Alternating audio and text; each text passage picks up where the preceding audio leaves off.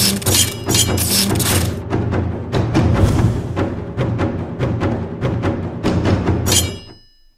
guys, welcome to another episode. On this episode, I want to talk about moonlighting. So what is moonlighting?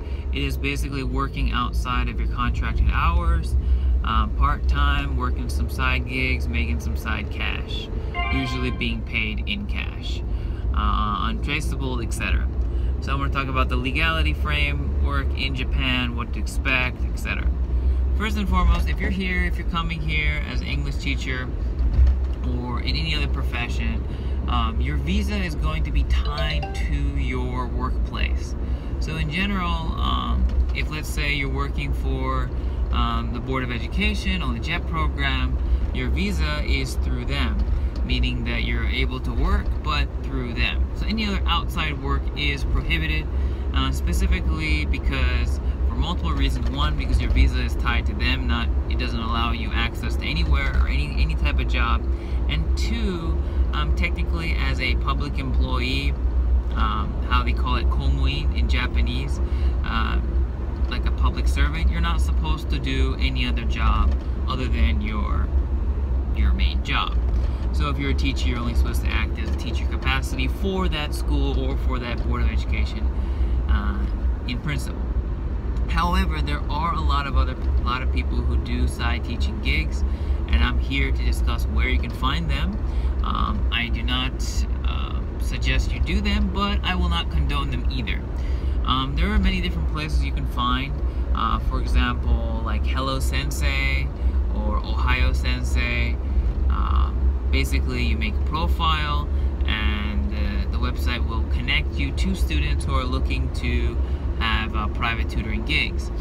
The normal rate tends to be around 3,000 yen per hour. However, your miles may vary. Sometimes I've heard people getting as much as 5,000 yen per hour or as low as 2,000 yen. It basically depends on how well you market yourself and the skills and everything you plan to provide for the lesson in question. Now, what will happen if you get caught? Well, I've heard cases and stories about all different types of situations. One, the Board of Education will tell you to stop. If you do not stop, you will get fired.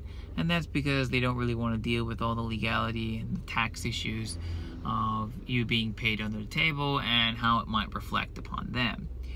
Now, with other jobs, it's also probably the same deal.